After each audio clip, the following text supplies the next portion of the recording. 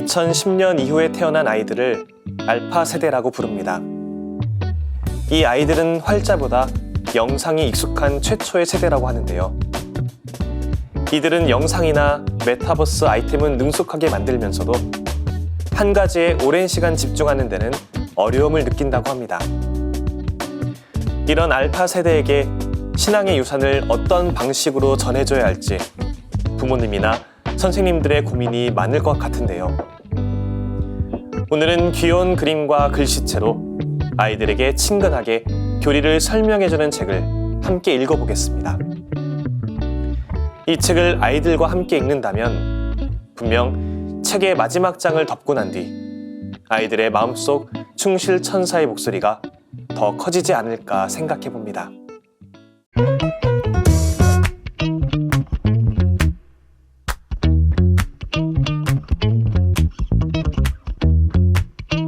이 시간에 함께 읽을 책은 반항천사와 충실천사입니다. 이 책은 하느님의 사랑과 자비라는 큰 주제 안에서 원죄와 용서 등 죄와 관련된 10개의 소주제를 하나의 이야기로 풀어내고 있습니다.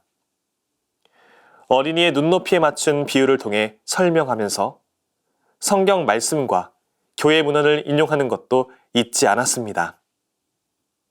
아이들이 교리에 대해 가졌던 궁금증을 풀어주는 동시에 가족들이 신앙 안에서 대화를 나눌 수 있는 장을 마련해 줄 것입니다. 이 책을 쓴 바르바라 바페티는 어린이를 위한 글을 많이 써왔습니다. 교육학을 공부했으며 자신의 내 아이를 위한 마음으로 하느님을 전하는 작업을 꾸준히 하고 있습니다. 이 책의 그림을 그린 알렉산드라 만토바니는 어린이 책을 전문적으로 그리는 그림 작가로 많은 가톨릭 어린이 책에 사파를 그렸습니다.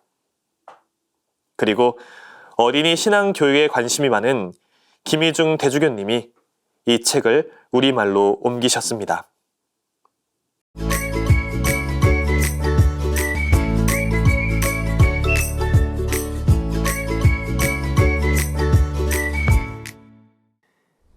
미카엘 대천사처럼 하느님께 순명한 사람들도 많아요. 특히 예수님의 어머니 마리아는 하느님의 말씀에 조금도 주저하지 않고 네 라고 대답했어요. 그 사람들도 때로는 겁이 나기도 하고 의심하고 잘못하기도 했어요. 하지만 그 후에 더 큰 믿음을 갖게 되었지요. 그들은 하느님께로 돌아와 하느님의 선한 일들을 이루어 나갔답니다. 하느님의 명령대로 모든 것을 포기하고 떠난 아브라함을 생각해 보세요. 모세는 어땠나요? 모세도 처음엔 두려워했지만 결국 이스라엘 백성을 이집트에서 구해내 약속의 땅으로 데려갔답니다. 세례자 요한처럼 주님을 맞이할 준비를 하라며 기쁜 소식을 선포한 예언자들도 많았답니다. 하느님 나라의 역사를 위대하게 만든 성인들의 네라는 대답은 오늘날까지도 이어지고 있어요. 물론 그 중에는 어린이들도 있답니다. 성인들은 우리의 모범이 되고 우리가 죄를 짓지 않고 주님께서 보시기에 좋은 모습으로 살아갈 수 있도록 길을 알려주십니다. 그 길은 예수님의 가르침을 따르는 길이며 행복으로 가는 길이랍니다. 그렇다면 예수님께서 가르쳐주신 진정한 행복은 무엇일까요? 마음이 가난한 사람들은 행복해요. 하늘나라가 그들의 것이에요. 슬퍼하는 사람들은 행복해요. 그들은 위로를 받을 거예요. 이 가르침을 따르기란 쉽지 않을 거예요. 하지만 하느님을 따르는 우리에게는 매우 중요하고 도움이 되는 가르침이에요. 우리의 마음을 온유하고 깨끗하게 정의롭고 자비롭게 가꾸어 나가요. 다른 사람들이 이해하지 못하더라도 그들을 사랑하는 것을 겁내지 마세요. 그러면 우리는 죄에서 더 멀어지고 하느님의 마음에는 더욱 가까워질 거예요.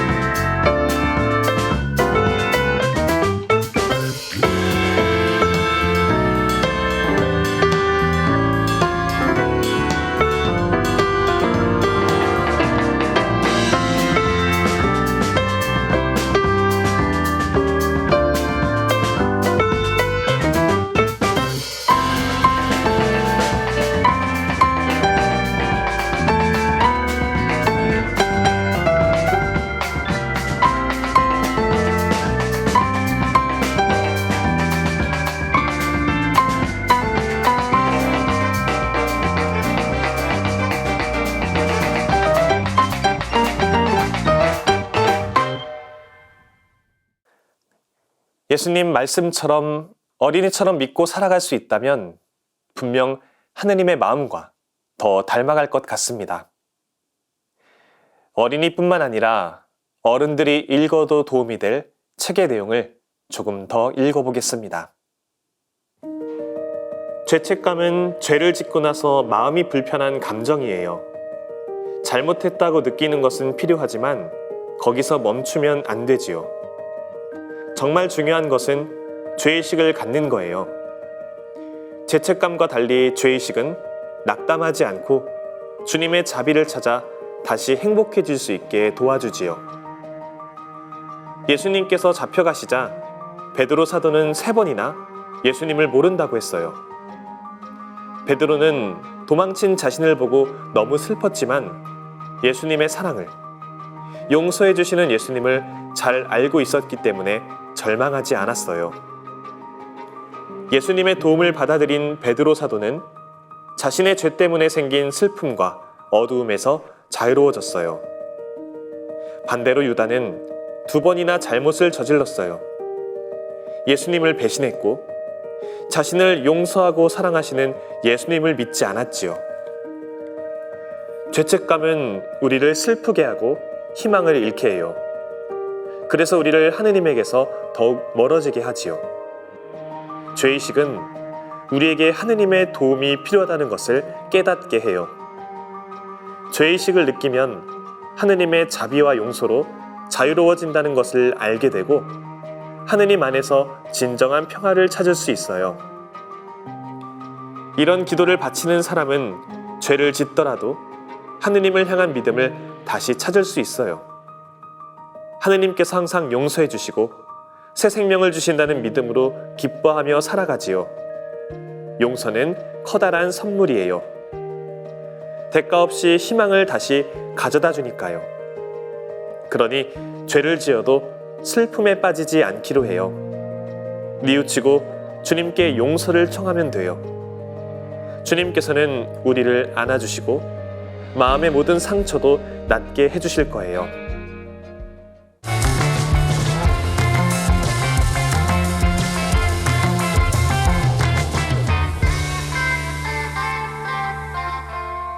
언젠가 책에서 중도에 대한 이야기를 읽은 적이 있습니다.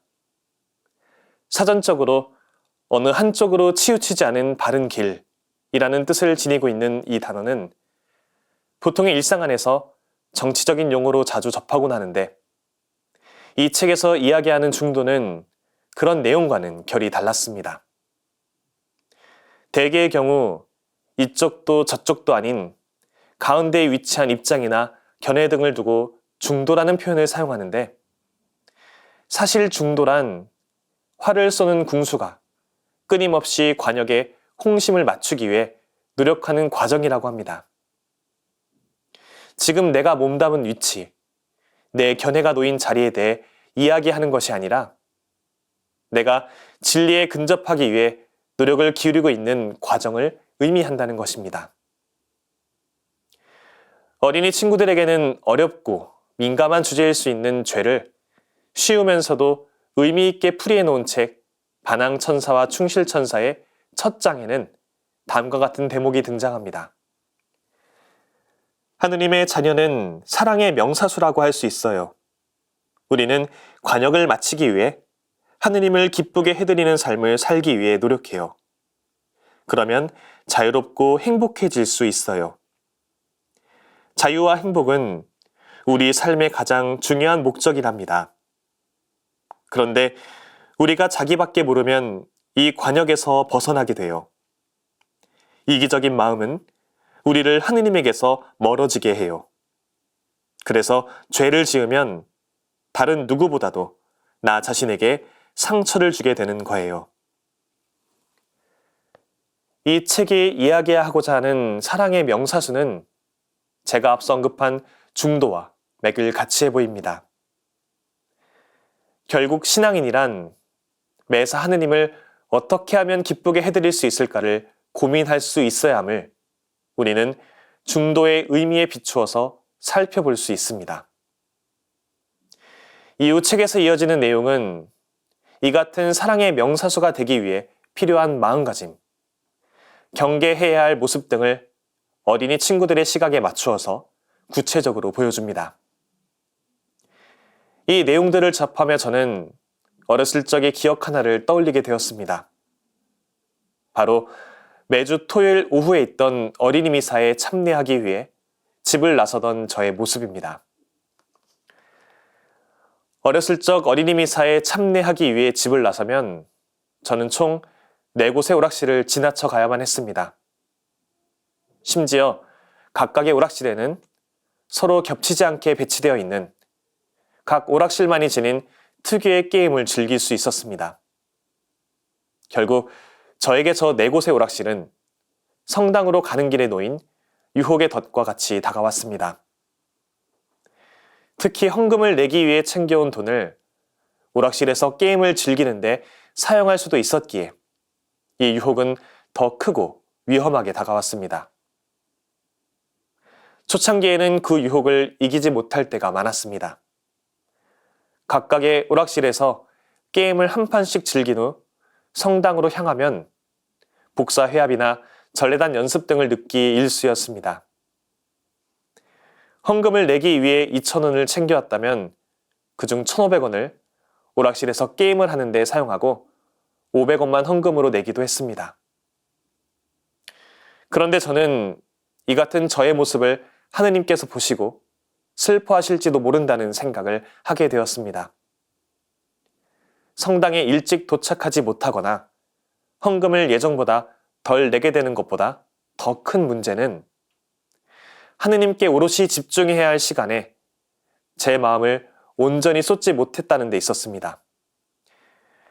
오락실의 여우는 자연스럽게 성당에서 미사를 봉헌하는 데까지 이어졌고 집으로 돌아가는 길에도 설령 돈이 없어도 구경을 하기 위해 오락실에 또다시 들렸습니다. 그만큼 당시에 저는 사랑의 명사수가 되는데 노력을 기울이지 않았던 것입니다.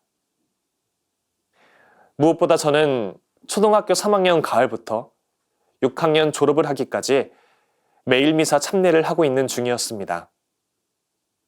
본당에서도 신부님을 비롯한 수녀님들과 여러 신자분들에게 나중에 커서 신부님이 될 어린이라는 인정을 받고 있었습니다. 그렇게 평소에는 거룩한 모습, 어른들의 눈으로 보았을 때 대견스러운 모습으로 신앙생활을 하다가 정작 저를 바라보는 어른들의 눈이 적어질 때에는 하느님을 기쁘게 해드리는데 별다른 마음을 쏟지 않는 이중적인 모습을 보였던 것 같습니다. 그래서 철없던 저의 어린 시절의 모습이 단순히 어린 시절의 모습에서만 그치는 것이 아닌 신부로 살아가는 지금도 종종 사랑의 명사수가 되기를 주저하거나 신앙의 중도를 살아내는데 소홀해질 때마다 맞물려 떠올리게 되는 성찰의 도구가 되어줍니다. 어린이 친구들이 반항천사와 충실천사를 통해서 하느님을 사랑하고 하느님을 기쁘게 해드리는데 주저하지 않으며 그 기쁨을 더 많은 친구들과 나눌 수 있는 사랑의 명사수로 거듭날 수 있으면 좋겠습니다. 용서받는 것은 마음의 평화와 하느님의 사랑을 되찾는 것을 의미해요. 그뿐만 아니라 용서는 부모님, 형제자매, 친구들이 있는 공동체로 돌아오는 것을 의미한답니다.